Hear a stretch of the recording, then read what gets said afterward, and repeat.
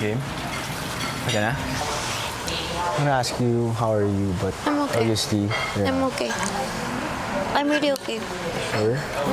You're not. Are you mad? Are you? Are you? I'm not mad at all, I swear. Okay. Habang si Will, Pagod ako sa stocking. Oh, yes, finally. Really, I wanna say sorry. Okay. Hindi ako naging comfortable. Super, hindi ko alam kung anong intention. Isang part ba? Kasi madami yun eh. Kami nila, Easy, Mika, Brent, we were talking about Easy's guy outside, nomination. Tapos, all of a sudden, dami ko na naririnig. At first, pigilan ko makinig. Kasi obviously, nasasaktan ako. And alam ko joke lang naman. Pero parang nung tumagal, paulit-ulit, tapos lalong parang kailangan, parang may goal. To make you jealous. Para ma-sad ako or what. Mga bad Pero hindi lang ako comfortable sa ganun. Feeling ko nung day kahapon, yun yung happiest day ko with you. Tapos parang na-feel ko lang na bakit naging ganun bigla. Na-feel ko na parang pinagtutulungan ako, ganyan. Sinabi ko sa kanila na, Wait lang. Ano yan? ano yun? Ano yan? Okay, go. Sige, go. Well, I guess wala naman akong choice kasi basta kailangan ko na rin sabihin sa'yo.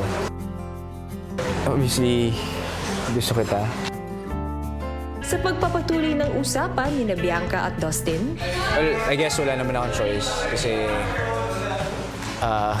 basta kailangan ko na rin sabihin sa'yo. Obviously, gusto kita.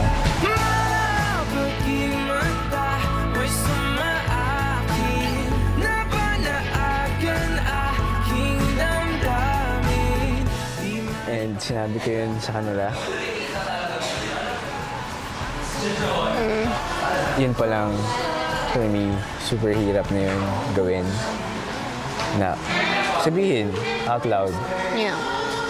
Tapos, yun, nangyari yung last night. So parang, yun, sorry. Kasi, nagulat lang rin ako and siguro nag-isip or nagising. Hindi ko alam.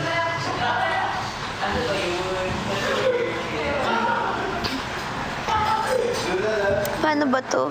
Shocks. I also want to start off by saying sorry. I'm sorry. Kasi nauna ka pang mag-sorry kahit mas mabigat naman talaga yung kasalanan ko.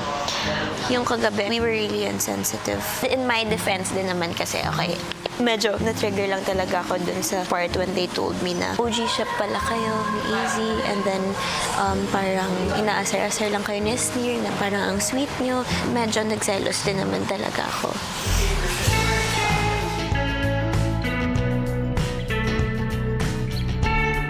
Meron lang part doon na mukha kayo naglalandian talaga. Pero gets ko, yes, you were just doing your job. Naghugas lang kayo ng pinggan. So I'm sorry if I went overboard sa pagka-topak. Ayun, sorry din kasi nakisabay ako sa jokes nila when in reality I should have been more sensitive sa kung anong nararamdaman mo. Sorry din kasi hindi kita kinausap right after and nagpadala ako sa topak and selos. And thank you kasi sinabi mo yan, yung nafe-feel mo. Hindi ko alam kung paano but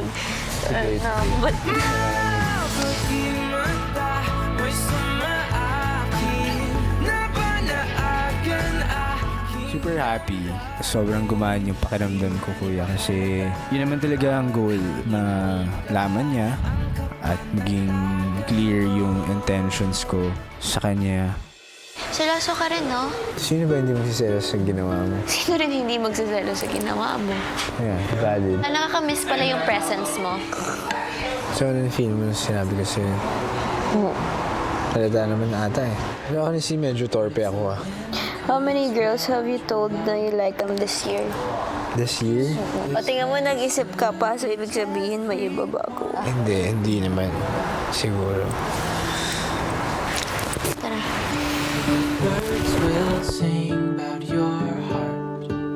Maybe the trees will whisper the word. Makinig kami sila pa. Bati na bati. Alam mo yun? ngiti pa sa Dusty mo. Oh, now. Hindi mo ngiti. Uy, weirdo. Suddenly, she's happy again. Nangyari? Biglang She's nag-light. back in the game. Biglang nag-light yung ano. Maya-maya pa, nagbaligtas na ang dalawa. Anong cute na pag nakikita mo yung babae sobrang focus. Focus sa bro. Oh? Tululawan na. Go, Bianca!